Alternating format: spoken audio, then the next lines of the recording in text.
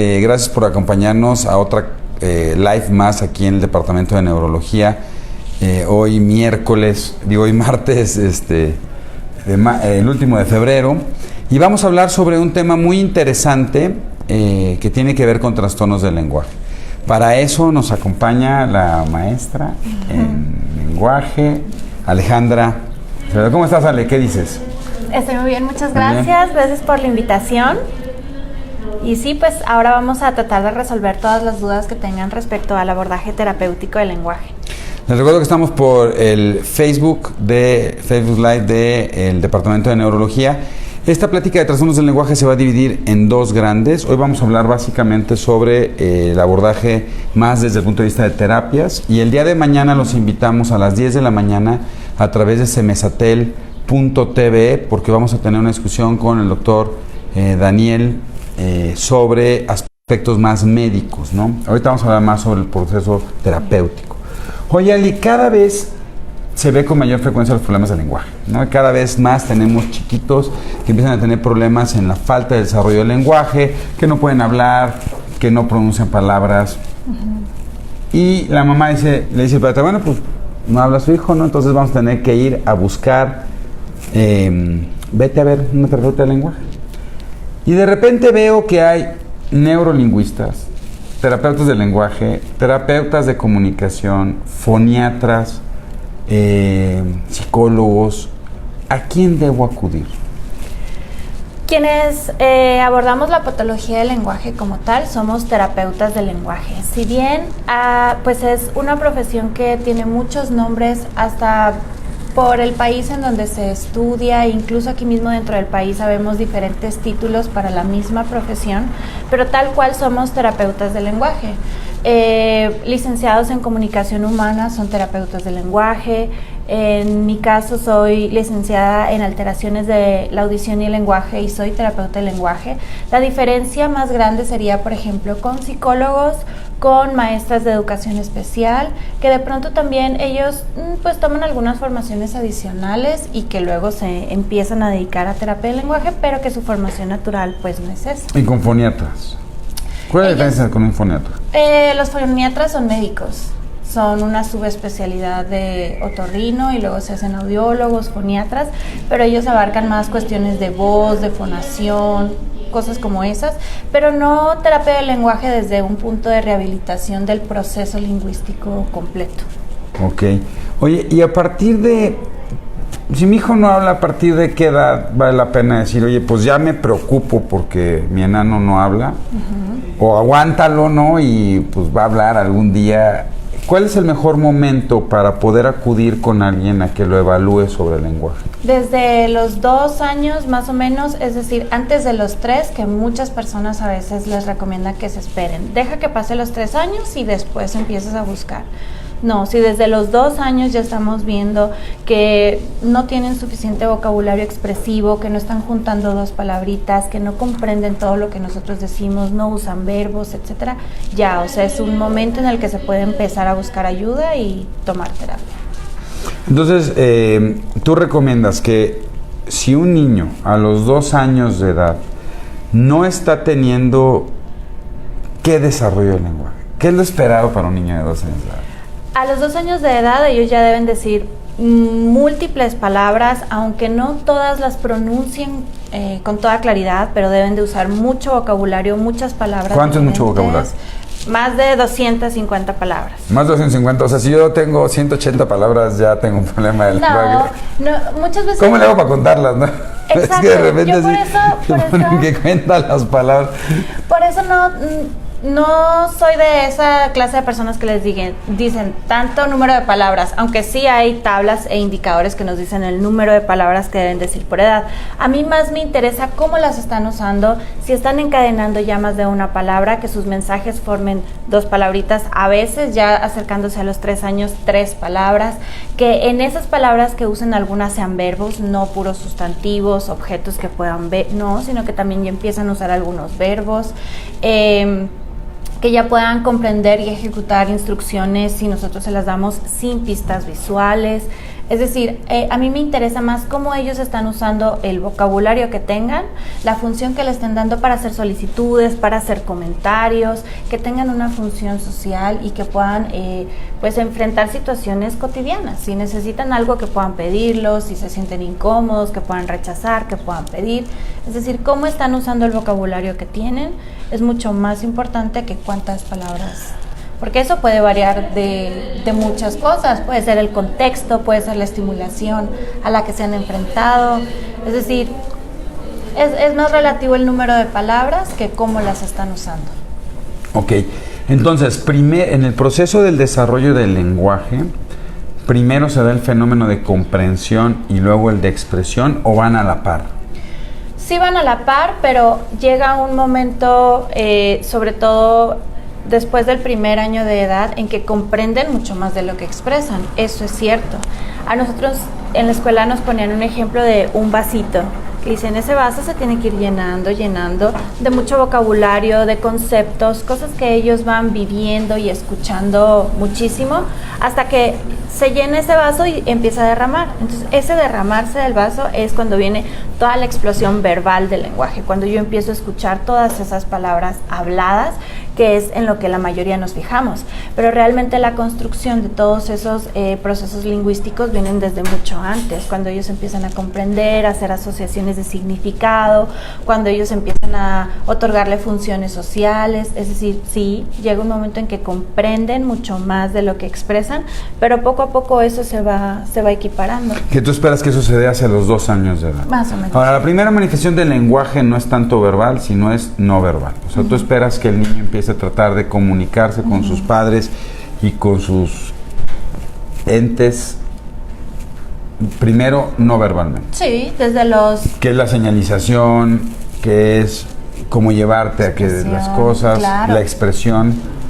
Sí, eso se da desde el primer año de vida. Desde antes, desde los 6 meses ya empezamos a ver algunas, lo que decimos balbuceo, luego empieza a hacerse un balbuceo más sofisticado, donde ya empieza a parecerse la lengua materna. Nosotros le llamamos balbuceo canónico, y la diferencia es que ya por idioma empieza a sonar diferente cada balbuceo, porque se tiene que regir por los sonidos que ellos escuchan mucho más predominante en la lengua donde se están desenvolviendo. Luego ya también a los 8 meses empiezan a tener mucho lenguaje de gestos, de expresiones. Ellos empiezan a manifestar todo lo que, si están incómodos, si están contentos, a hacer cosas para buscar la reacción de los otros, sí, a señalar, a dar los brazos para que los carguen. Algo muy importante es la imitación. Esa conducta imitativa, que para nosotros es una habilidad fundamental en el aprendizaje de otras conductas comunicativas, y empezamos a verla previo al año de edad. Ellos empiezan a imitar aplausos, besos, es decir, muchos gestos sociales, pero que lo hacen por imitación. Oye, y no es malo hablarles en 2 idiomas o en 3, porque luego dicen los papás que si le hablas hoy no le estamos hablando en chino, pero no de coronavirus, pero si le vas a hablar en alemán o en español o en inglés, no los confundes a los niños y eso retrasa el desarrollo del lenguaje. No, antes se creía eso, pero hoy sabemos que el bilingüismo en lo absoluto retrasa el desarrollo del lenguaje, y que al contrario acarrea muchos beneficios en funciones ejecutivas mucho más adelante. No, eso era un mito que hoy sabemos que no. Ahora, yo sí quiero hacer una precisión ahí respecto a qué es el bilingüismo. O sea, el bilingüismo es estar realmente expuesto a los 2 idiomas muchas horas al día y en el acento nativo, es decir, una exposición completa y permanente. O sea, yo le digo, come on, my daddies. No, o sea, no funciona. No. Así me hablo medio pocho, ¿no? Hola, niño, ¿cómo estás? Ven por acá, no. No, porque ¿qué pasa también? Bueno, los insertan en escuelas que son bilingües porque todo el día, toda la jornada les están hablando en el otro idioma, pero rara vez son maestros que tengan que sean del país de donde es, por ejemplo, de inglés, que sean maestros nativos de allá, que el acento sea el nativo, pero que además la exposición horas por día sea suficiente como para que se considere un bilingüismo tal cual. Entonces sí hay veces que eso sesga un poquito el que estemos pensando que sí se está exponiendo al bilingüismo tal cual, y además de que pues a veces en las escuelas ya empiezan a evaluar habilidades en el segundo idioma, que pues no, o sea, eso es lo que genera todas esas confusiones respecto a si efectivamente retrasa el desarrollo del lenguaje, si los estamos confundiendo, etcétera. Entonces, si les puedo hablar en 2 idiomas, no tengo ningún problema. Ahora, siendo el lenguaje uno de los procesos que nos dividió hace 250,000 años y nos hizo seres humanos, y ¿por qué? Digo, yo esperaría que cuando hago un trabajo o voy a una terapia de lenguaje, el que modula y modela el lenguaje normalmente son los padres. ¿Por qué no trabajan con los padres? ¿Por qué siempre se da la terapia al niño y no se da la terapia a los padres como para ayudarles a saber cómo ayudo a desarrollar el lenguaje? Lo ideal es que sí se incorporen a la sesión. Ahora, es cierto que a veces el niño se desempeña muy diferente con el papá, sin el papá. O sea, hay veces que sí, el hecho de que ellos participen... Eso no pasa, ¿no? Eso es cierto, a veces sí cambia un poco el desempeño, pero eso no tiene que ser factor para que los papás no se incorporen a la sesión y que además ellos no estén completamente empapados de los objetivos, las estrategias, de cómo ellos van a migrar al contexto familiar, lo que se está trabajando dentro de la terapia. Es decir, ellos van a ser los principales organizadores de ese desarrollo. El terapeuta está mediando ahí, modulando cómo se le va a ir incrementando la dificultad o qué estrategias se van a implementar, etcétera, pero el principal organizador va a ser el padre. ¿Qué estrategias les puedo decir a todos los que nos están viendo, siendo el lenguaje un puntal tan importante en el desarrollo y regulación? Porque para la mayoría de nosotros el lenguaje no solo es cómo expreso no lo que quiero, sino es un gran regulador de mi conducta, es un gran regulador del pensamiento. Empezar a usar y desde qué edad puedo empezar a estimular el lenguaje de mis hijos, ¿no? Hoy pasa un fenómeno muy interesante, la mayoría de los papás se la pasan pegados en el celular, chateando, y eso ha reducido de manera muy importante, tú lo decías muy bien, ¿no? La imitación es fundamental en el proceso lingüístico.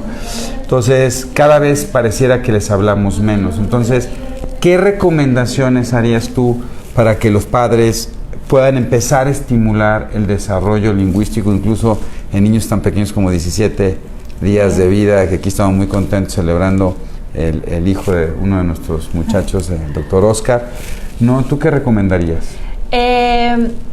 Para empezar, sí, un uso sumamente restringido de pantalla, sea tableta, celular, televisión. ¿Por qué? Porque eso no promueve interacciones sociales ni de lenguaje. O sea, si bien ellos pueden estar entretenidos con esa estimulación visual, pero no necesariamente es una interacción.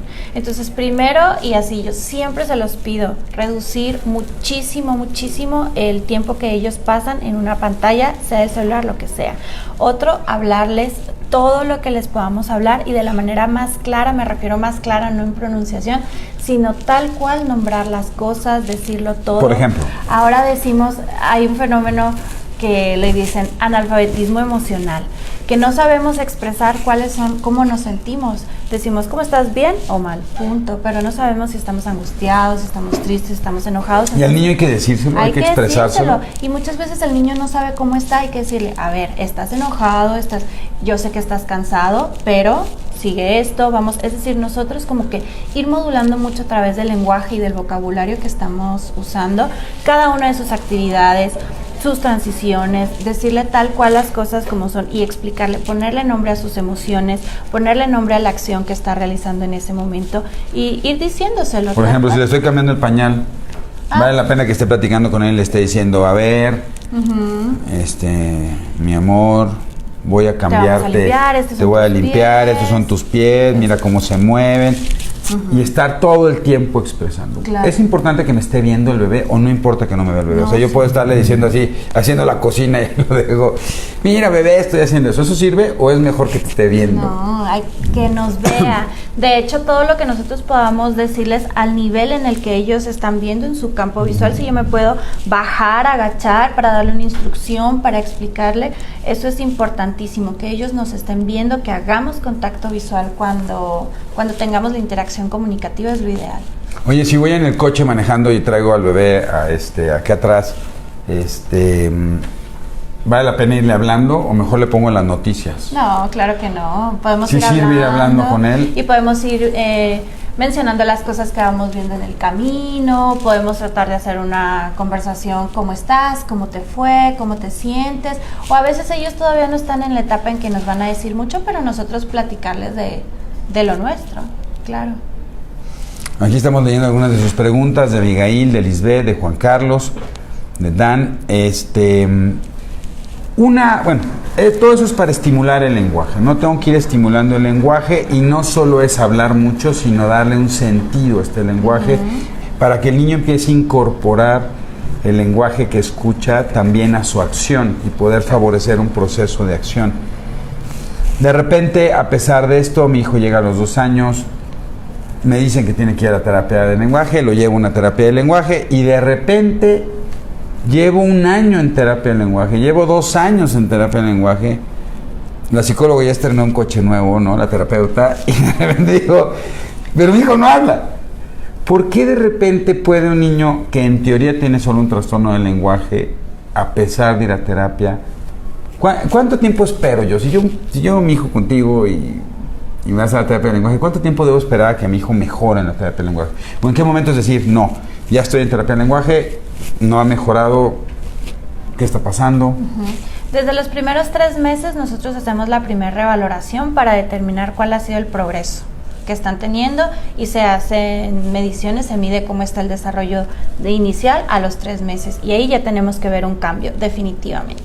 Si no se viene un cambio, bueno, pues hay que ver si efectivamente solo es un trastorno del lenguaje o si está asociado a cualquier otro diagnóstico o cualquier otra cuestión adicional que puede estar ahí mediando la situación, o en todo caso, y que puede pasar que no esté habiendo un progreso, 1, verificar la metodología terapéutica con la que se está trabajando, si es la efectiva para ese caso en particular y para ese proceso, y 2, cuál está siendo la adherencia al tratamiento de la familia. O sea, si ellos están realmente usando y ejecutando todo lo que nosotros les estamos recomendando, porque al final nosotros a veces vemos al niño 1 o 2 horas a la semana. Pues eso tampoco puede hacer toda la diferencia. O sea, nosotros podemos guiar o podemos sugerir, pero es muy importante todo el acompañamiento que sea en la casa. Pues es tan importante el trabajo con los padres. Claro. ¿No? Digo, hay muchas preguntas. Mañana los invitamos a las 10 de la mañana por semesatel.tv, un canal de YouTube. Vamos a hablar de los diagnósticos y las diferencias y de los trastornos del lenguaje asociados a problemas neurológicos y la gran diferencia que existe entre trastornos del lenguaje y autismo, ¿no? Que eso es una pregunta muy frecuente. Aquí hay una pregunta muy interesante, ¿no? Esto que se llaman las dislalias, ¿no? Cuando mi hijo, sobre todo las dislalias, es cuando no acabo de pronunciar bien algunas letras, la R, la N, los diptongos, el bla, ble, blit, lat, let, li. Si mi hijo va a entrar a primaria y todavía no acaba de concretar eso y tiene 6 o 7 años, ¿vale la pena ir a terapia? Sí. O que ponga nada más un lápiz aquí, un cogollo, hablando así para que mejore. No, así como eso nos enseñaron. Así como lo del bilingüismo, eso ya, lo que creíamos antes no es lo mismo que sabemos ahora. La terapia es muy específica también para determinar por qué no está teniendo esa claridad en la pronunciación, cómo se debe de abordar, pero sí, a los 7 años definitivamente que esos sonidos deben estar consolidados. Y si no, entonces tengo que trabajarlo. Claro. ¿Por qué es importante trabajarlos? Porque pues, pueden decir, pues hasta me gusta cómo se oye Cecilio de Peñalete.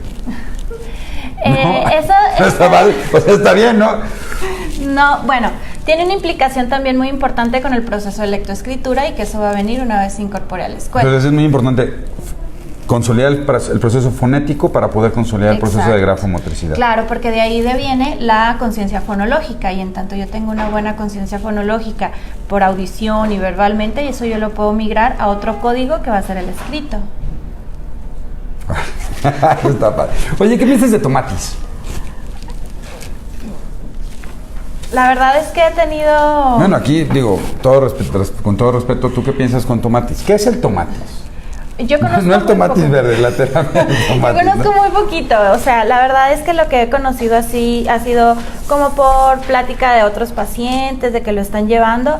Sé que es un proceso que se les proporciona estimulación auditiva con unos audífonos, o no sé exactamente cuál sea el método, pero sé que ellos como que atribuyen a esa estimulación auditiva una serie de habilidades que yo a veces no, pues vaya, no entiendo muy bien cómo es pero porque desconozco el sistema. Pero bueno, al final el sistema Tomatis es un sistema de estimulación auditiva, se suma a las herramientas terapéuticas que pueden ayudar para el manejo de los problemas del lenguaje. Entonces sí se puede utilizar, sí. Perdón, como una estrategia, sumado a una terapia del lenguaje o como una terapia individual. Lo importante, yo siempre les digo, es ponernos tiempos, ¿no? Claro. Como ponernos tiempos y decir, Probarlo. voy a empezar una terapia de lenguaje, me tengo que dar de 3 a 6 meses, voy a ver cómo va evolucionando y sobre esto voy tomando.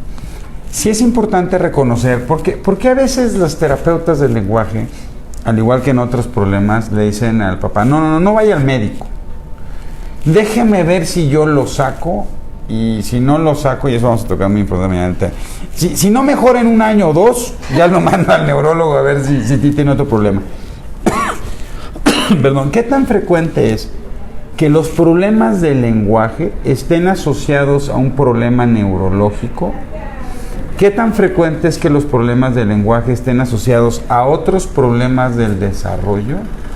¿Qué tan frecuente es que sea nada más un problema del lenguaje? Lo más frecuente es que sean asociados y derivados de otras cuestiones del desarrollo neurológicas. Eso es lo más frecuente. Los chiquitos que llegan con un trastorno del lenguaje aislado, limpio, puro, son los menos. Pero la mayoría de los chiquitos que están en terapia es porque, claro, la dificultad comunicativa deriva de otro diagnóstico y de otra cuestión neurológica. Entonces, ¿por qué? Bueno, pues sé que hay muchas creencias a veces como de ser reservados con el uso de los medicamentos. No sé si de pronto incluso los mismos padres como que tienen reservas y prefieren estar intentando como una alternativa previa. Pero pues no, o sea, en el caso de los niños en los que tienen una cuestión añadida y que ellos requieren del medicamento y que requieren el monitoreo médico, pues tienen que llevar el proceso integral. ¿Tengo que tener algún estudio previo para ir a una terapia de lenguaje? O sea, hay como un estándar antes de, yo voy a llevar la terapia de lenguaje y tengo que llevar un electroencefalograma o tengo que llevar una muestra de mi ADN salival. No. O no pasa nada, puedo llegar así y tú lo evalúas y dices, voy a empezar a darle tratamiento. Para la terapia de lenguaje no se necesitan esos estudios porque nosotros estamos trabajando sobre una habilidad con la que vamos a trabajar de manera funcional. Entonces, si bien es importante todo el historial que tengan, todo lo que nos puedan compartir de información del caso, del paciente, de su proceso, eso es muy rico para el proceso que se va a llevar después, pero no se necesitan. O sea, nosotros hacemos una evaluación clínica que nos ayuda a ver cómo funciona esa habilidad, a qué nivel nosotros incidir terapéuticamente y empezar. Ok, oye, algo muy interesante es, cada vez nacen más niños prematuros y vamos a hablar un día sobre prematurez, que es muy interesante, porque probablemente hoy en nuestro país, a nivel mundial nacen 15 millones de pacientes prematuros. Entonces, si mi hijo es prematuro, yo siempre les digo, yo me hubiera encantado ser prematuro porque si hubiera nacido de 31 semanas, pues hoy tendría como 28 años en vez de los que tengo. Sí, ser prematuro hace que pues, está más inmaduro y entonces eso le pega al proceso del desarrollo del lenguaje, o hasta qué momento yo puedo decir, ok, aunque fue prematuro, él debería de haber desarrollado el lenguaje. O sea, ¿es importante, no es importante? Es importante, o sea, sí se considera dentro de los primeros meses de vida que más o menos tendrían que ir empatándose con el desarrollo, pero general, no solamente del lenguaje, que ellos van empatándose con el desarrollo que deberían ir adquiriendo. Entonces sí tiene ciertas implicaciones, pero no es que a los 6 años que ya está empezando primaria y todavía no puede adquirir la lectoescritura, es que fue prematuro, vamos a darle, no, o sea, ya para entonces tuvo que haberse nivelado con todas las habilidades correspondientes para su edad. Sí, en general es muy importante. A nivel mundial se considera que un prematuro debe de haber alcanzado las habilidades iguales que las de un niño de término alrededor de los 2 años de edad. Por lo tanto, esto en general no debería tener una implicación o un impacto sobre los procesos de adquisición del desarrollo del lenguaje. Si bien es cierto que muchos de los prematuros tienen dificultades motoras, y esta dificultad motora puede implicar una dificultad sobre las habilidades y la organización de los músculos oromandibulares y por lo tanto tener una dificultad. Algo súper importante, el seno materno, ¿sirve o no sirve para el lenguaje? O sea, ¿es importante darle el seno materno a mi hijo y eso le va a favorecer el desarrollo del lenguaje o no? Sí favorece inicialmente ciertas habilidades de succión, de deglución, porque implican habilidades diferentes a las que con un biberón, lo que sea, pero no, o sea, al final de cuentas todos van a poder hablar y poder desarrollar las habilidades oromotoras necesarias siempre y cuando también se les exponga de una manera organizada y favorecedora a esos movimientos, porque claro, a ver, de pronto tenemos chiquitos que chupan el dedo o que usan el biberón de una manera muy prolongada, o sea que ya son muy grandecitos y siguen con el biberón o con el chupón, es decir, otras cosas pero que ya no tienen que ver con el seno materno, sí es lo que puede tener. ¿El chupón afecta el lenguaje? ¿El uso prolongado del chupón? Chupón y dedo, porque puede hacer cambios anatómicos del paladar. Entonces no se recomienda, o sea, sí puede implicar un impacto el chupón y el dedo sobre el desarrollo articulatorio del lenguaje. Eso, del habla, no del lenguaje, pero sí del habla. Del habla, no del lenguaje. Ok. Oye, neurofeedback para el lenguaje. Lo mismo, o sea, es algo que pueden tratar, o sea, sí existe ahí como que dicen que sirve para algunas cosas. Yo una asociación directa con una mejoría en lenguaje no he visto. Y en niños pequeños en general es difícil poder utilizar sí, también. Este neurofeedback, ¿no? Ale, antes de terminar, entonces es importante reconocer, uno, el lenguaje, el habla es muy importante para el desarrollo como entes, ¿no? Como personas.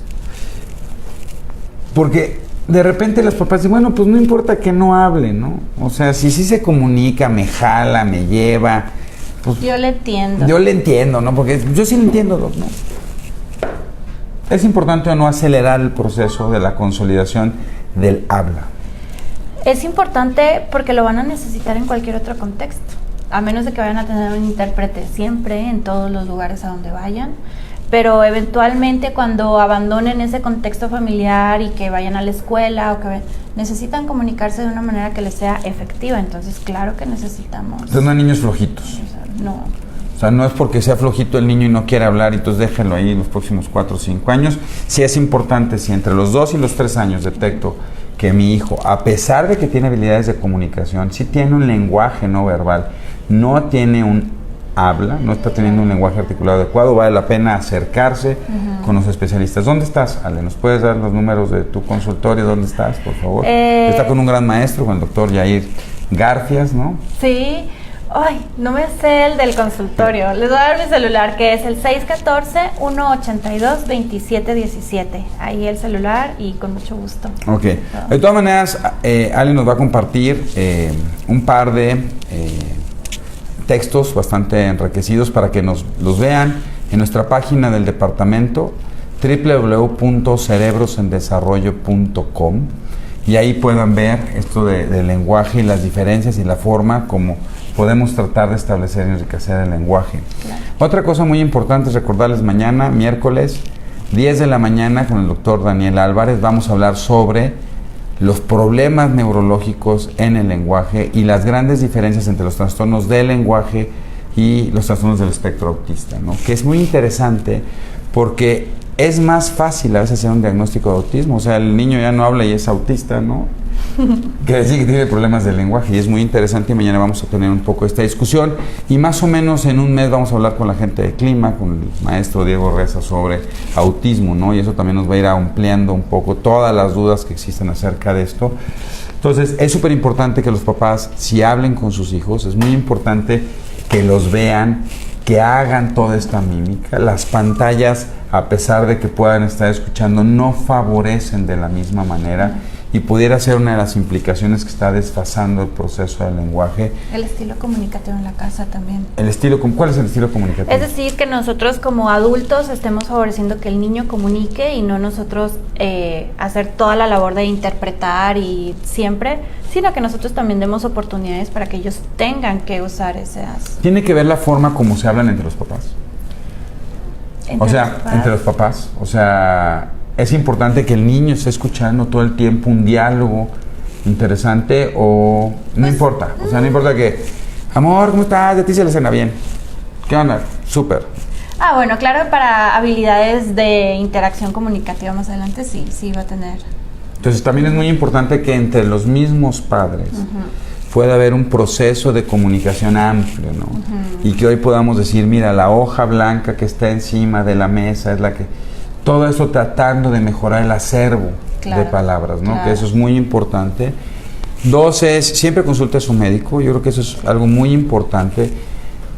No, independientemente de los fármacos o no, como sí, y bien decía Ale, no, muchos de estos problemas del lenguaje están asociados a otro tipo de problemas. Vale la pena acercarse con su pediatra, vale la pena acercarse con un especialista, en este caso en neurología pediátrica, para trabajar de forma conjunta, ¿no? Y sobre todo poder establecer qué niños probablemente yo pueda decir, ok, está ante un trastorno del lenguaje y necesita terapia nada más, qué niños vale la pena hacer algunos estudios de extensión que me puedan asegurar que no esté ante otra problemática, porque muchas veces si yo no detecto esa problemática, entonces puede estar el niño 1 o 2 años en terapia y finalmente si tiene un problema y no lo resuelvo, pues nunca va a poder avanzar como lo estamos haciendo, ¿no? ¿Algo más, Ale, que quieras decir a los papás para terminar? No, pues nada más agradecer mucho la invitación, que sepan que pues estamos en la mejor disposición de atender sus inquietudes y pues nada más. Muchísimas gracias, Ale, por estar aquí con nosotros. Gracias. Les agradecemos mucho que estén aquí con nosotros. Nos vemos en 15 días. La próxima semana no vamos a tener nuestro live habitual. Estamos empezando las sesiones con los nuevos residentes que entran al departamento de neurología y en 15 días nos estarán viendo por aquí. Los esperamos mañana. Búsquenos en el Face de Neurología Pediátrica o en nuestra página www.cerebrosenDesarrollo.com para resolver todas sus dudas. Seguiremos contestando. Que tengan un excelente día. Gracias. Gracias.